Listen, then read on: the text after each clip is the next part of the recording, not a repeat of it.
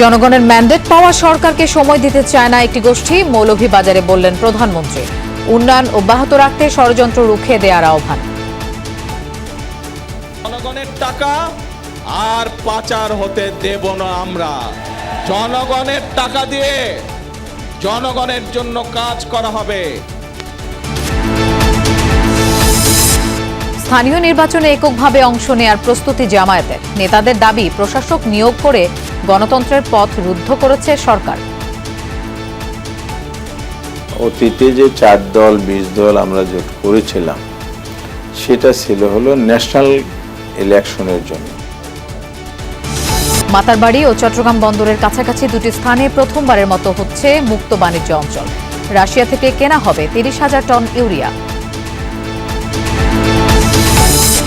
রাজধানীর আদাবরে পুলিশকে কুপিয়ে আহত করার ঘটনায় এক্সেল বাবু সহ 6 সন্ত্রাসী গ্রেফতার। র্যাবের জালে কবজি কাটা আনোয়ার গ্রুপের সদস্যরাও। চট্টগ্রামের বন্দরটিলায় আয়াত হত্যা মামলায় আসামি আবিরের মৃত্যুদণ্ড। বাকুলিয়ায় শিশু ধর্ষক মনিরের যাবজ্জীবন কারাদণ্ডের আদেশ।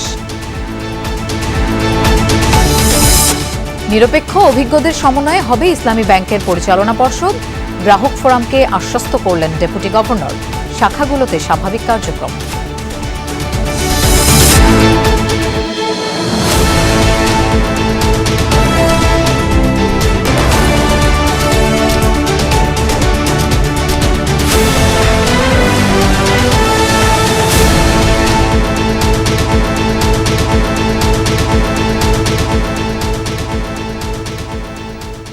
শুভেচ্ছা, আমন্ত্রণ সন্ধ্যার বাংলাদেশের আয়োজনে। আপনাদের সঙ্গে থাকছি আমি মৌসুমী আহমেদ লোপা। এতক্ষণ শিরোনাম দেখছিলেন। জনগণের ম্যান্ডেট পাওয়া বিএনপি আগামী 5 বছর দেশ পরিচালনা করবে। যারা সরকারকে সময় দিতে চায় না তারা নিজ স্বার্থে জনসাধারণের বিপক্ষে অবস্থান নিয়েছে। মৌলভীবাজারে ফ্যামিলি কার্ড ও দুস্থ এবং অসহায় মানুষের মাঝে আর্থিক সহায়তার চেক বিতরণ অনুষ্ঠানে একথা বলেছেন প্রধানমন্ত্রী তারেক রহমান। বলেন, গত এক যুগের আন্দোলনে বিরোধী দলের কাউকে কোথাও দেখা যায়নি। সহকর্মী আফরোজ আহমেদকে সাথে নিয়ে বিস্তারিত জানাচ্ছেন মাহবুবুর রহমান রিপন, আর ক্যামেরায় ছিলেন আহমেদ শাহিন।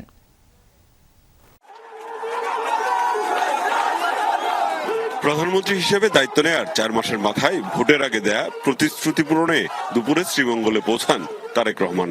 চায়ের রাজধানীতে সরকার প্রধানের আগমন উপলক্ষে বৃষ্টি উপেক্ষা করে জনসভাস্থলে জড়ো হন দলীয় নেতাকর্মী আর হাজারো চা শ্রমিক। প্রতিশ্রুত ফ্যামিলি কার্ডের 3য় পর্যায়ের উদ্বোধন ঘোষণা করেন প্রধানমন্ত্রী। আর্থিক সহায়তার চেক তুলে দেন সুবিধাভোগীদের হাতে। আর্থিক অনুদান পেয়ে আবেগ আপ্লুত হয়ে পড়েন স্থানীয়রা। বলেন, বিগত সময়ে তাদের উন্নয়নে তেমন কোনো উদ্যোগ নেওয়া হয়নি। আমাদের যে গরিব মানুষের জন্য করেছেন ওটাই খুশি। আমিও খুশি যে আমার সংসারে আয় উন্নতি হয়, সন্তানদের লেখাপড়া ও মানুষ করব। আল্লাহ ওনার ভালো করুন। এই ফ্যামিলি কার্ডের উদ্যোগ আমি অন্য কোনো কাজে ব্যয় করব না। আমার বাচ্চাদের লেখাপড়ার খরচ ব্যয় করব। এ সময় প্রধানমন্ত্রী বলেন, বর্তমান সরকার জনগণের সরকার। জনগণ আর দেশের উন্নয়নই একমাত্র লক্ষ্য। জানান, আগামী 1 বছরের মধ্যে সকল নারী চা শ্রমিক পরিবারের কাছে ফ্যামিলি কার্ড পৌঁছে দেওয়া হবে।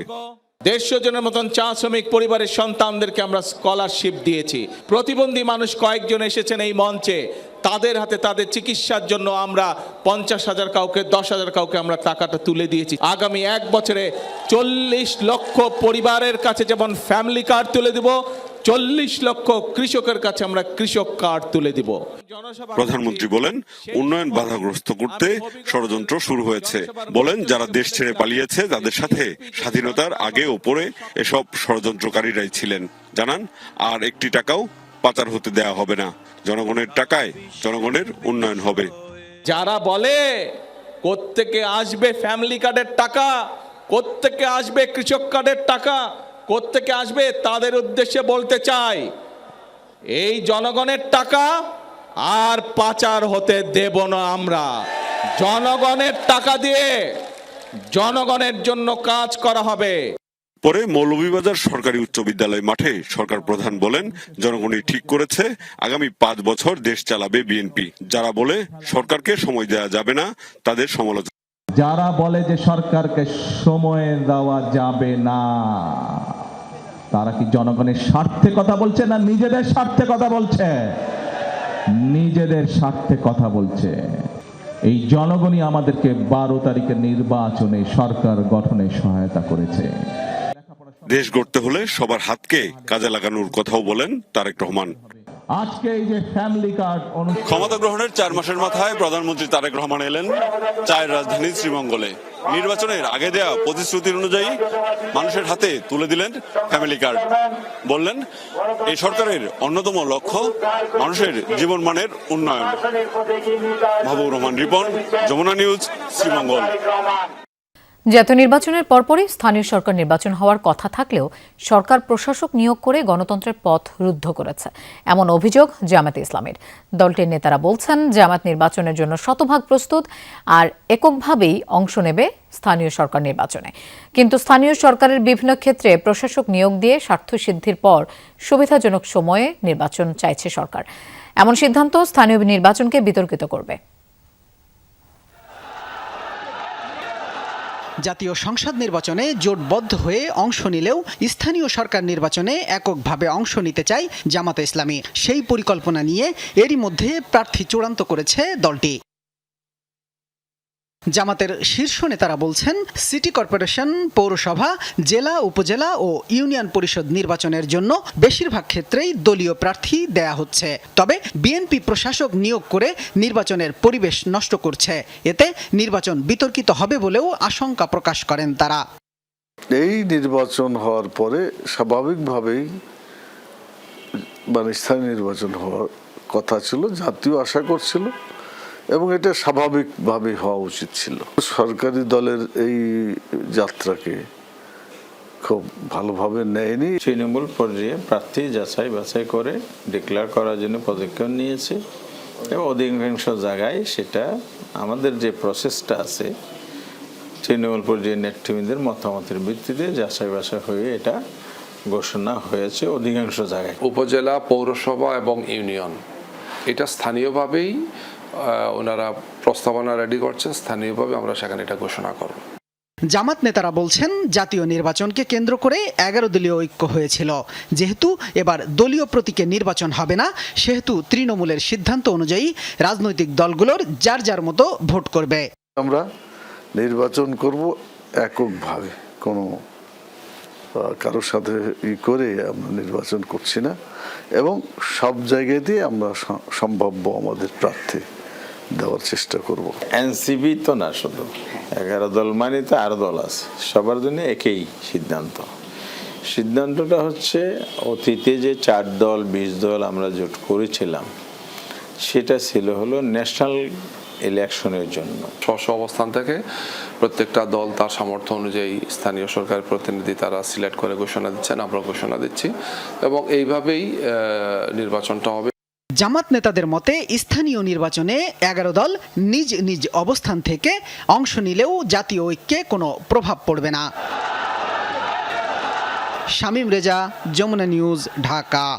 লিওনেল মেসির হ্যাট্রিকের দিনে বাংলাদেশকে স্মরণ করলেন ম্যাচ দেখতে আসা আর্জেন্টাইন সমর্থকরা। কৃতজ্ঞতা জানালেন লাল সবুজের আর্জেন্টিনা ভক্তদের। আলজেরিয়ার বিপক্ষে জয় দিয়ে বিশ্বকাপ মিশন শুরু হওয়ায় দারুণ খুশি তারা। অন্যদিকে আর্জেন্টিনা নয়, মেসির কাছে হেরেছে আলজেরিয়া। অভিমত দেশটির সমর্থকদের। যুক্তরাষ্ট্র থেকে আরো জানাচ্ছেন সহকর্মী মুজনেবিন তারেক।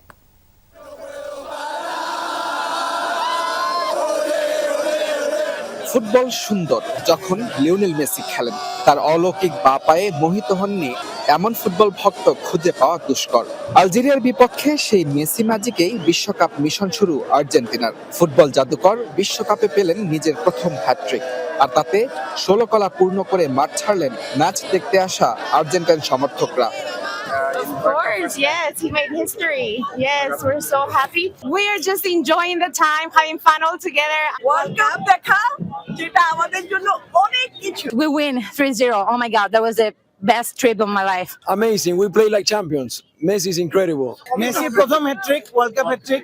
এটা আসলে লাইভ স্টেডিয়ামে বসে দেখা এটা আসলে সারিয়াল ফিলিংস।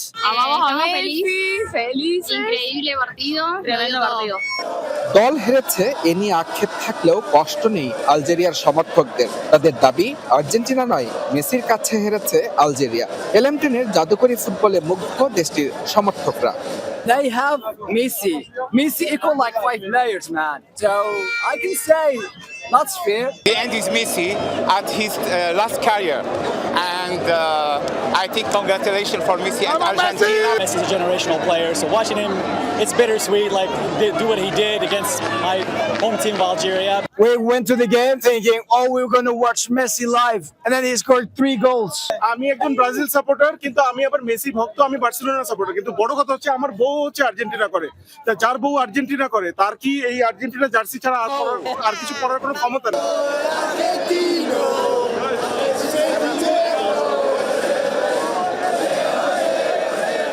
আর্জেন্টিনার সমর্থকদের কাছে খুব পরিচিত একটি নাম এখন বাংলাদেশ। বিশেষ করে কাতার বিশ্বকাপে বাংলাদেশে আর্জেন্টিনাকে নিয়ে যে উন্মাদনা, এরপর থেকে যেখানেই যাচ্ছি সেখানেই বাংলাদেশ নামটা শুনেই আর্জেন্টিনার সমর্থকরা কিন্তু গলা ফাটাচ্ছেন বাংলাদেশ বাংলাদেশ বলে। এবং বিশ্বকাপের প্রতিটি ভেন্যুতেই আর্জেন্টাইন সমর্থক এবং গণমাধ্যম কর্মী যখনই দেখা হচ্ছে, বাংলাদেশ নামটা শুনছেন, তারা কিন্তু খুব আপন করে নিচ্ছেন। Oh, we know Bangladesh. Go Bangladesh. Oh, Bangladesh. Bangladesh. We love Bangladesh.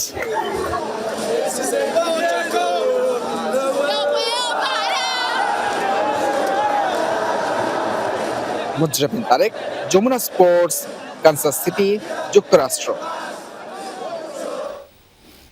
এদিকে বিশ্বকাপের যাত্রা শুরু হতে যাচ্ছে আরেক ফেভারিট দল পর্তুগালের।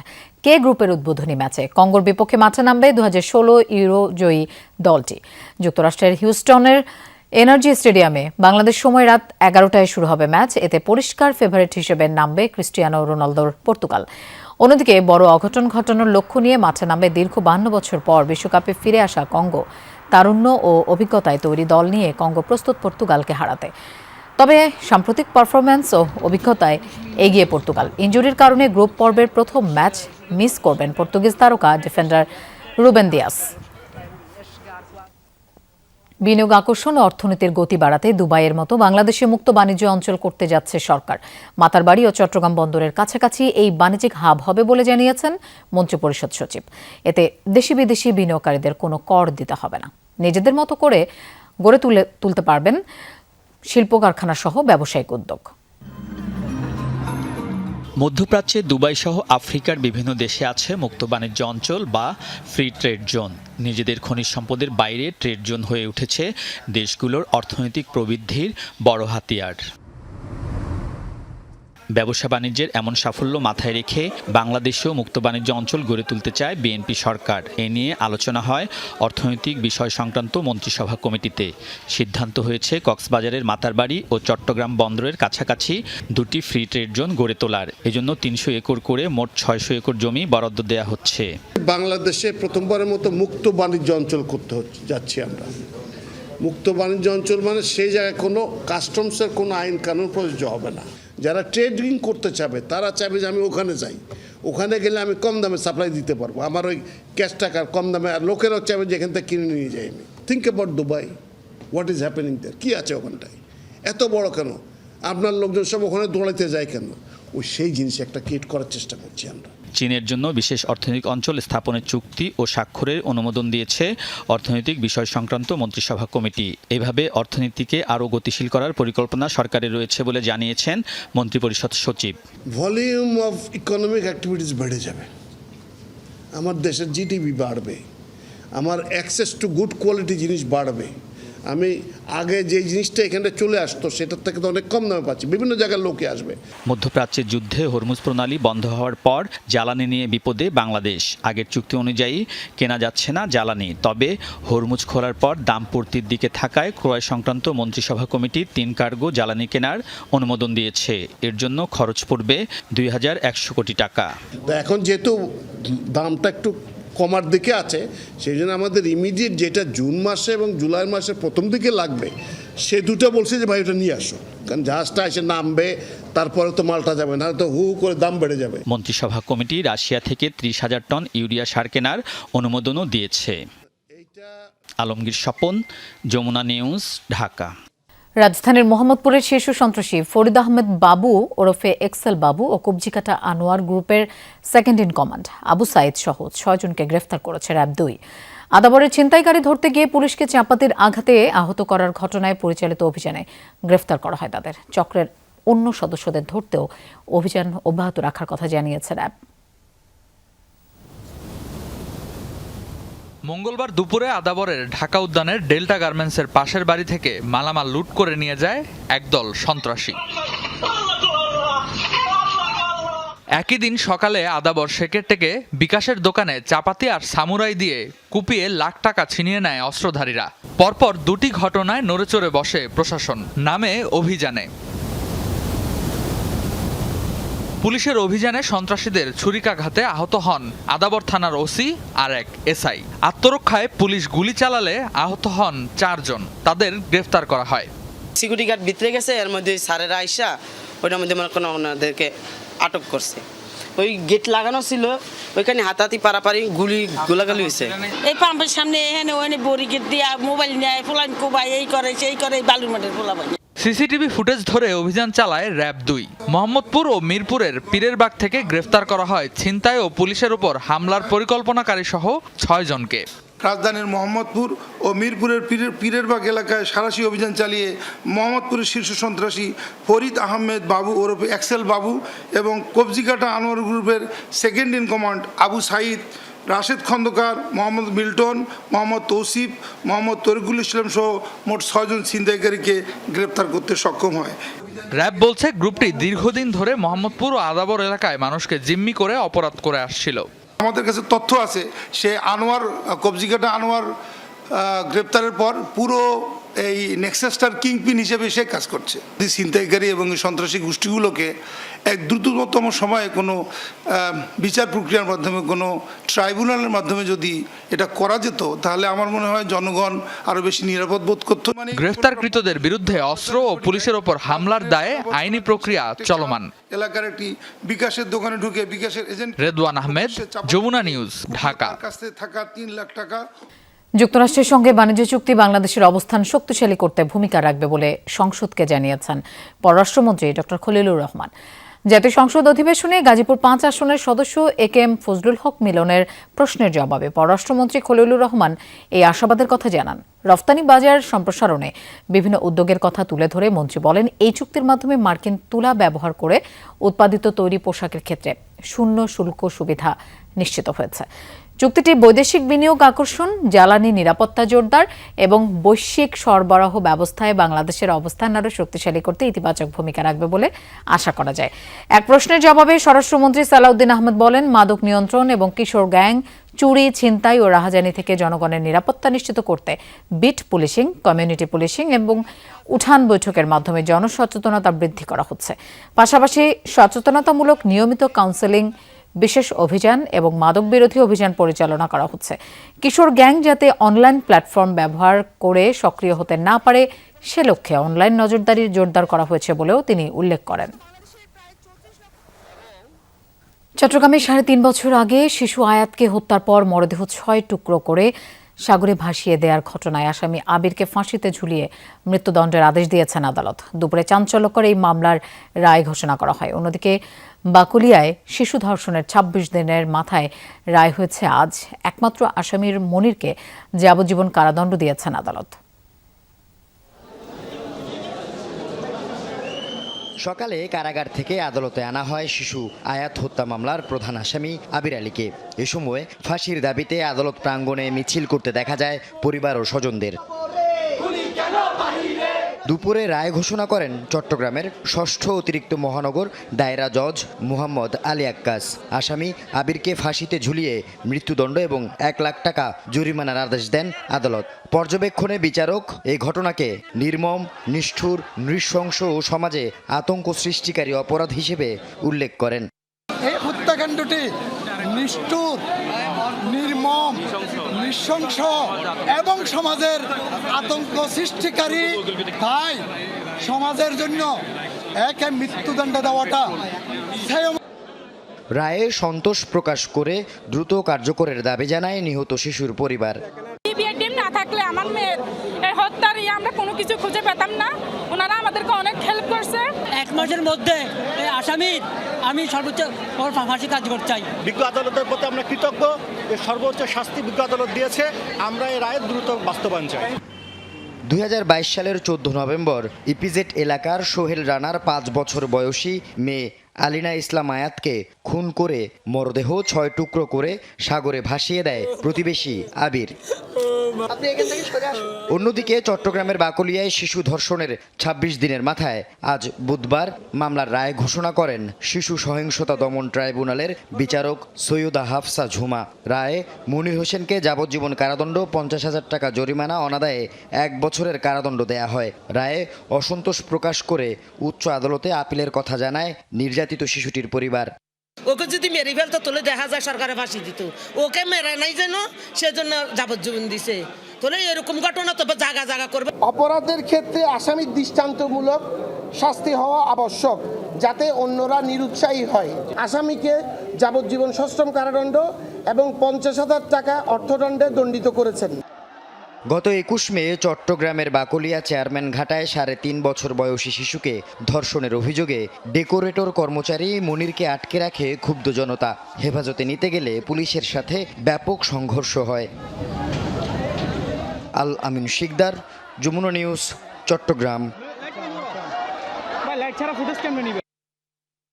নিরপেক্ষ ব্যক্তিদের সমন্বয়ে ইসলামী ব্যাংকের বোর্ড গঠনের আশ্বাস দিয়েছে বাংলাদেশ ব্যাংক। জব্দ করা শেয়ার বিষয়ে সিদ্ধান্ত নেওয়া হবে আইন অনুযায়ী। ডেপুটি গভর্নরের সাথে বৈঠক এমন আশ্বাস পেয়েছেন আন্দোলনরত গ্রাহক ফোরামের নেতারা।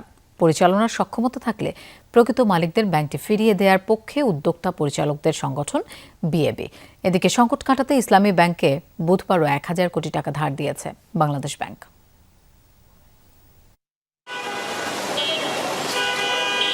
প্রায় 2 সপ্তাহের অস্থিরতা শেষে ধীরে ধীরে স্বাভাবিক হচ্ছে ইসলামী ব্যাংক। পর্ষদ ভেঙে দেওয়ার পর কমেছে আতঙ্কিত হয়ে টাকা উত্তোলনের পরিমাণ। ভেঙে ফেলা স্থায়ী আমানতের হিসাবে নতুন করে টাকা জমা রেখেছেন অনেকে। অনেক শাখাতেই এখন উত্তোলনের চেয়ে জমার পরিমাণ বেশি। আগে যে পেনিকটা সরে সরে এটা ধীরে ধীরে কেটে যাচ্ছে, আজকে গ্রাহকরা টাকা জমা দিচ্ছে।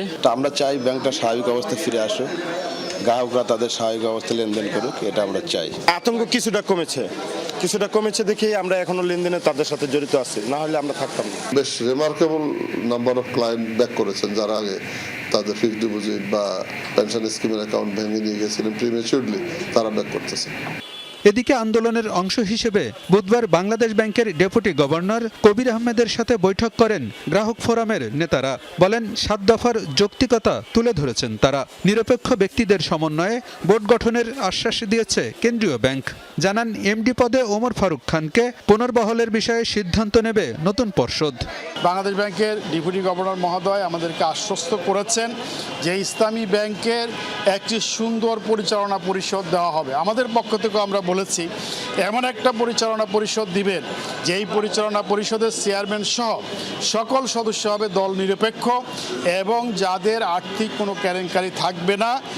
পরে বাংলাদেশ ব্যাংকের গভর্নরের সাথে বৈঠক করেন উদ্যোক্তাদের সংগঠন বিএবি। ব্যাংক খাতের বেশ কিছু কালাকানুন নিয়ে আলোচনা হয়েছে বলে জানান সংগঠনের সভাপতি। সক্ষমতা থাকলে মূল উদ্যোক্তাদের কাছে ইসলামী ব্যাংক ফিরিয়ে দিয়ে যেতে পারে বলেও মনে করেন তিনি। যদি তারা ভালো করতে পারে, হয় not they should be invited again to rescue salvage the bank, why not?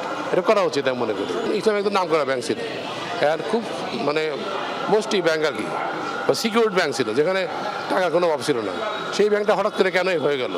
দ্রুত সময়ের মধ্যে ইসলামী ব্যাংকের পর্ষদ পুনর্গঠনের কথা জানিয়েছেন বাংলাদেশ ব্যাংকের মুখপাত্র। বড় ব্যাংক পর্ষদ ছাড়া তো দীর্ঘদিন থাকবে না, কারণ অনেক সিদ্ধান্ত আছে যেটা পর্ষদের সিদ্ধান্ত প্রয়োজন হবে, সেগুলো ম্যানেজমেন্ট লেভেলে হয়তো বা সিদ্ধান্ত চূড়ান্ত হবে, সেই কাজগুলি তো আটকে যাবে। অতএব আমাদের ঊর্ধ্বতন কর্তৃপক্ষ বিষয়টা অবশ্যই ওয়াকিবহাল এবং তারা কাজ করছে। এদিকে নগদ টাকার সংকট মেটাতে ইসলামী ব্যাংকে বুধবারও 1,000 কোটি টাকার বিশেষ ধার দিয়েছে বাংলাদেশ ব্যাংক। এ নিয়ে মোট ধারের পরিমাণ দাঁড়ালো 7,500 কোটিতে। আলমগীর হোসেন, যমুনা নিউজ, ঢাকা। দক্ষ মানব সম্পদ গঠনে কারিগরি শিক্ষাকে সর্বোচ্চ গুরুত্ব দিচ্ছে সরকার। তাই এবারের বাজেটে কারিগরি শিক্ষা খাতে 18,000 কোটি টাকা বরাদ্দ রাখা হয়েছে, এমনটা জানিয়েছেন শিক্ষামন্ত্রী আনম এহসানুল হক মিলন। জগন্নাথ বিশ্ববিদ্যালয়ের ডিনস অ্যাওয়ার্ড অনুষ্ঠানে তিনি বলেন, আগামী বাজেটে শিক্ষা খাতে জিডিপির 3.5% বরাদ্দ নিশ্চিত করার চেষ্টা চলছে। জগন্নাথ বিশ্ববিদ্যালয়ে অনুষ্ঠিত হলো ডিনস অ্যাওয়ার্ড প্রদান অনুষ্ঠান। 2016 থেকে 2020 শিক্ষাবর্ষের কৃতি শিক্ষার্থীদের হাতে তুলে দেওয়া হয় সম্মাননা। অনুষ্ঠানে প্রধান অতিথি ছিলেন শিক্ষামন্ত্রী আনম এহসানুল হক মিলন। শিক্ষামন্ত্রী বলেন, শুধু একাডেমিক শিক্ষা নয়, কর্মমুখী ও দক্ষ জনশক্তি তৈরিতে গুরুত্ব দিচ্ছে সরকার। সে লক্ষ্যেই কারিগরি শিক্ষা খাতে বাড়ানো হয়েছে বরাদ্দ। সবচেয়ে বেশি উত্তম শুধু হায়ার এডুকেশন না, তার সাথে টেকনিক্যাল ভোকেশনাল এডুকেশনের প্রয়োজন রয়েছে। এই জন্য মাননীয় প্রধানমন্ত্রী টিবেটকে এবার সবচেয়ে বেশি গুরুত্ব দিয়েছেন। সেই সেক্টরে তিনি 18,000 কোটি টাকা বাজেট দিয়েছেন। শিক্ষায় সর্বোচ্চ বাজেট রয়েছে এবং শিক্ষাকে সবচেয়ে বেশি গুরুত্ব দেওয়া হচ্ছে। শিক্ষা খাতে অতীতে জিডিপির তুলনায় বরাদ্দ সন্তোষজনক ছিল না বলেও মন্তব্য করেন মন্ত্রী। একই সঙ্গে এ খাতে দুর্নীতি রোধ করতে সবাইকে সচেতন থাকার আহ্বান জানান তিনি। একটি জাতিকে ধ্বংস করার জন্য নিউক্লিয়ার বোমের প্রয়োজন হয় না, শুধু শিক্ষাকে ধ্বংস করে দিলে একটি জাতি ধ্বংস হয়ে যায়। Am I right? এই দিকে রাখা রয়েছে। সেই কাজটি করছিল বিগত ফ্যাসিস্ট সরকার। সেখান থেকে আমরা বেরিয়ে এসেছি।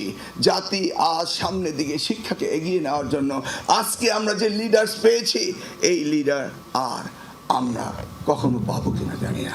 উপাচার্য বলেন, প্রতিষ্ঠার পর দীর্ঘদিন নানা বঞ্চনার শিকার হয়েছে জগন্নাথ বিশ্ববিদ্যালয়। শিক্ষার মানোন্নয়ন ও অবকাঠামোগত উন্নয়নে আরও সহযোগিতা প্রয়োজন বলেও জানান তিনি। আমরা কোনো দল মতের ঊর্ধ্বে উঠে সবাই মিলে এই বিশ্ববিদ্যালয়কে এগিয়ে নিয়ে যাওয়ার জন্য কাজ করব। লামিয়া তিথি, যমুনা নিউজ, ঢাকা। হাম উপসর্গে থামছেই না মৃত্যু। গত 24 ঘন্টায় সিলেটে 3 জন ও ময়মনসিংহে মারা গেছে এক শিশু। প্রাদুর্ভাব শুরুর পর থেকে এখন পর্যন্ত সিলেটে হাম ও উপসর্গ নিয়ে প্রাণ গেছে 72 জনের। জেলার বিভিন্ন হাসপাতালে নতুন রোগী ভর্তি 56 জন। হামে আক্রান্ত রোগীদের ভিড় রয়েছে ময়মনসিংহ, বরিশাল, চট্টগ্রাম, রাজশাহী, রংপুর ও খুলনা বিভিন্ন হাসপাতালে। কোথাও কোথাও আইসোলেশন ওয়ার্ডে শয্যা সংকট হওয়ায় রোগী ও স্বজনদের ভোগান্তি বেড়েছে। তবে হাম নিয়ে আতঙ্কিত না হওয়ার আহ্বান চিকিৎসকদের। 72 ঘন্টা ধরে কুড়িগ্রাম সীমান্তের শূন্য রেখায় অবস্থান করছে শিশুসহ 9 জন। রোববার ভোর 6টা থেকে রৌমারী উপজেলার গয়টাপাড়া থেকে 6 জন এবং ইজলামারী সীমান্ত থেকে 3 জনকে পুশিনের চেষ্টা করে বিএসএফ। বিজিবি ও স্থানীয়দের প্রতিরোধে তা ব্যর্থ হয়। এই বিষয়ে বিএসএফ বিজিবি পতাকা বৈঠকও অনুষ্ঠিত হয়। বিজিবি জানায়, বৈঠকে বিএসএফ পুশিনের ঘটনা অস্বীকার করে তাদের ফেরত নিতে অস্বীকৃতি জানায়। এরপর থেকে সীমান্তের শূন্য রেখায় অবস্থান করছে ওই 9 জন। তাদের ফিরিয়ে দিতে বিএসএফ এর সাথে আলোচনা অব্যাহত রয়েছে বলেও জানায় বিজিবি। এদিকে জামালপুর সীমান্তের শূন্য রেখায় 27 ঘন্টা ধরে অবস্থান করছেন একজন। সোমবার রাতে তাকে এপারে ঠেলে দেয় বিএসএফ। এবার ভারতের পশ্চিমবঙ্গে মুসলিমদের জোরপূর্বক বাংলাদেশে ঠেলে দেওয়ার অভিযোগ তুলেছে আন্তর্জাতিক মানবাধিকার সংস্থা হিউম্যান রাইটস ওয়াচ। সংস্থাটির দাবি, যথাযথ আইনি প্রক্রিয়া ছাড়াই বহু মানুষকে বাংলাদেশে অনুপ্রবেশকারী আখ্যা দিয়ে সীমান্তে নিয়ে যাওয়া হচ্ছে। তবে বাংলাদেশ সীমান্তরক্ষী বাহিনী তাদের প্রবেশে বাধা দিলে অনেক পরিবার দিনের পর দিন আটকা রয়েছে দুই দেশের সীমান্তের জিরো লাইনে। হিউম্যান রাইটস ওয়াচ বলছে, এসব পদক্ষেপ মৌলিক মানবাধিকার ও আন্তর্জাতিক আইনের পরিপন্থী। অন্যদিকে ভারতীয় কর্তৃপক্ষের দাবি, দেশে অবৈধভাবে অবস্থানকারী বাংলাদেশিদের নিজ দেশে ফেরত পাঠানোতে এই উদ্যোগ নেওয়া হচ্ছে। তবে বাংলাদেশ বলছে, নাগরিকত্ব যাচাই ও আনুষ্ঠানিক প্রক্রিয়া ছাড়া কাউকে গ্রহণ করা হবে না। জাল ভিসা ও টিকিট তৈরির অভিযোগে শিশির মুন্না নামে এক প্রতারককে গ্রেফতার করেছে মহানগর গোয়েন্দা পুলিশ ডিবি। মঙ্গলবার রাতে রাজধানীর ওয়ারি এলাকা থেকে তাকে গ্রেফতার করা হয়। এ সময় তার কাছ থেকে জাল ভিসা ও টিকিট উদ্ধার করা হয়। দুপুরে মিন্টো রোডে ডিএমপির মিডিয়া সেন্টারে ব্রিফিংয়ে এসব তথ্য জানান মহানগর ডিবির প্রধান মোহাম্মদ শফিকুল ইসলাম। আসামি শিশির মুন্না সাবেক ভূমিমন্ত্রী নারায়ণ চন্দ্র চন্দের ফেসবুক পেজের অ্যাডমিন ছিলেন। মন্ত্রীর লোক পরিচয়ে 24-এর 5 আগস্টের আগে প্রতারণা করে আসছিলেন। 5 আগস্টের পর বেশ কিছুদিন পলাতক থেকে আবারও প্রতারণা শুরু করেন। বিদেশে বিনিয়োগের কথা বলে অন্তত 14 জনের কাছ থেকে কয়েক লক্ষ টাকা হাতিয়ে নেওয়ার অভিযোগ তার বিরুদ্ধে।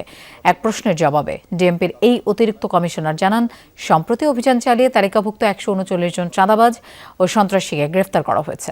বাকিদেরও গ্রেফতারের চেষ্টা চলছে।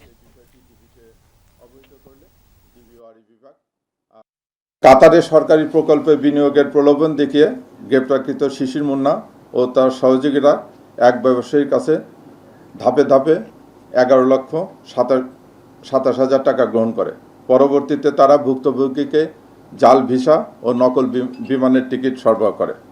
প্রতারণার বিষয়টি বুঝতে পেরে ভুক্তভোগী টাকা ফেরত চাইলে অভিযুক্তরা টালবাহানা শুরু করে এবং তাকে প্রাণনাশের হুমকি দেয়।